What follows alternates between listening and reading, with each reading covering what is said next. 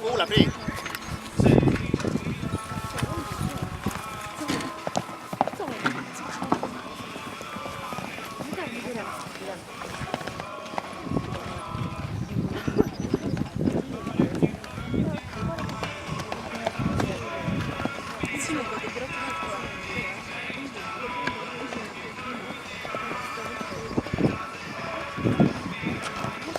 Starti tuleb Priit Tammar Moolionil, valmistub Liisa-Nete Paev.